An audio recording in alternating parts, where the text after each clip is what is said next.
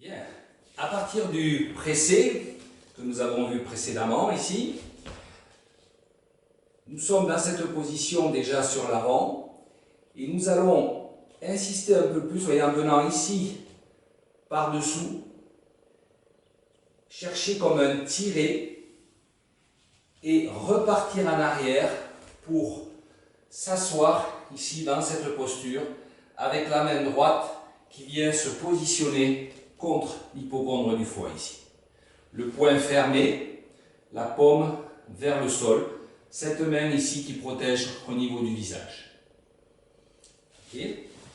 Donc, vu sous cet angle, nous sommes ici en pressé. Nous partons un peu plus vers l'avant, comme si nous allions chercher un peu plus loin. La jambe arrière s'étire. Ça permet au pied gauche de s'ouvrir un petit peu. Le pied droit va se fermer et nous avons un peu l'esprit du serpent qui rampe, mais avec cette position bien le poing flanqué ici sur l'hypocondre du foie, cette main qui tracte et on vient s'asseoir ici si on peut, toujours pareil selon ses possibilités. Okay. Entraînez-vous à gauche et à droite comme toujours, le pressé, je passe dessous, je vais chercher avec la main droite, j'ouvre le pied droit, je tracte et je m'assieds. En essayant de garder le dos le plus droit possible. Alors toujours, voilà, selon vos possibilités. N'oubliez pas les trois hauteurs, serpent, tigre, oiseau. Donc travaillez selon vos possibilités. Bien, quand nous sommes ici, donc dans cette position, nous allons dessous, chercher, tirer, ouvrez le pied gauche, asseyez-vous dans la jambe gauche, descendez ici, vous positionnez. Et là, j'ai envie de dire, au dernier moment, vous voyez, ouvrez à gauche, ouvrez l'hypocondre de la rate à gauche et massez la région du foie à droite. Ensuite, on peut ouvrir de nouveau le pied droit et repousser vers l'avant pour rentrer ici une interception et remonter par-dessous comme un coup de poing remontant, un uppercut, avant de s'asseoir de nouveau de l'autre côté dans cette posture du tigre qui déchire. Ici. Donc, à partir de là, hauteur oiseau, tranquille, j'ouvre, je pars avec la main gauche, je remonte ici comme si j'allais faire une clé, une luxation ici, avec l'épaule, on peut voir ça aussi, et je m'assois à droite, stable, puissant, stable dans mes jambes. Ok. De l'autre côté, je m'entraîne à gauche, ici, on va chercher assez loin, l'ouverture du pied droit, la traction, l'assise, le redressement du dos, le fait de venir parer avec la main droite ici, la main gauche qui remonte comme pour frapper, et ensuite je suis revenu dans ma jambe gauche. Et je redresse. Voilà. Donc, si on le prend d'un point de vue martial, on peut imaginer ici parade, parade. Et le coude, on pense souvent à s'en servir comme une technique d'attaque, mais ça peut être aussi une technique de parade. Si je suis ici, pris au dépourvu, qu'une attaque arrive en bas, tout de suite. Le coude qui va bloquer. Ça peut être très puissant. Okay. Cette main donc, qui capte, celle-là qui bloque. Ici, blocage et contre-attaque bien sûr, un uppercut ici. Là, on peut voir un arm lock.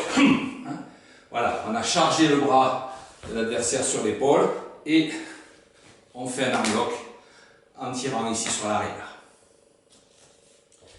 Bien, donc nous sommes dans cette position, nous avons fait ceci, nous sommes repartis comme ceci, là, et ici, et là.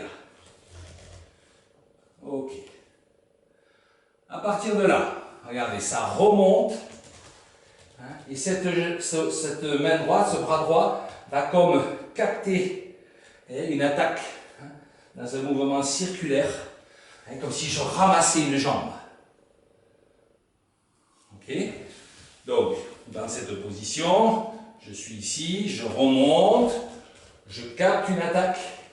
Et là, regardez ce point gauche qui va venir frapper hein, sur la rotule. Hein, ici. Hein. Imaginez la jambe coincée dans le bras, la rotule et ce point qui vient frapper dessus. Voilà. Ce pourrait être aussi une saisie d'épaule que je viens envelopper, luxation et frappe par-dessus. C'est une autre possibilité. Donc, nous sommes ici. 1, 2, 3. Voilà. Une particularité du style ancien, des positions de repliement très fort. Là. Là, ça symbolise bien sûr une protection, le repliement total sur soi, hein, au niveau énergétique. Sur le plan martial, bien évidemment, on peut voir une clé, là aussi une luxation, où on met tout son poids de corps hein, pour écraser un bras, une jambe, hein, qu'on maintient. On peut retrouver ça dans le petit Sanchu hein, de Yang Shao, de l'école Yang Shao. Voilà. Donc là, vous avez l'exemple dans la forme ancienne, hein, le lien avec le petit Sanchu. Okay. 1, je remonte. 2, je frappe et là je luxe, je maintiens. Avant de me redresser et de partir dans une double frappe marteau, un double point canon, ici. Double point canon qui vient frapper avec les marteaux, latéralement, hauteur des flancs. Ok? Donc, ici,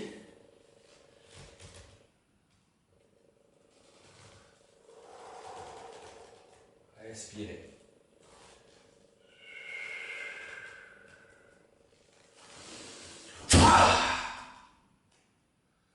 Voilà.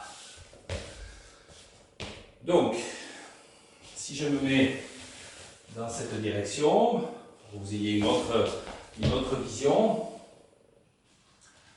1, 2, et là 3, protégé, caché. 4, frappé, et là, retour avec ce bras qui contrôle, et cette main gauche qui va venir ici en serre de l'aigle. Voilà. Ok. Serre de l'aigle qui va attaquer à la gorge, pendant que ce point ici dessous bloque. Donc ça fait 1, 2. Hein. Voilà. Vous voyez l'idée hein. La double frappe, hein, une frappe au niveau du flanc, une interception de nouveau et celle-là qui monte à la gorge. Hein. Bien sûr, hein, avec l'expérience, c'est un seul temps. Voilà. Ok. Donc, ici, là, il y a la notion d'absorption. Absorber, capter, frapper par-dessus, écraser. Après avoir déstructuré par la luxation, frapper et revenez derrière à la gorge. Voilà, pour les plus jeunes, les plus souples ont demandé à redescendre ici, hein, dans cette posture de l'aigle en serpent, le dos le plus droit possible.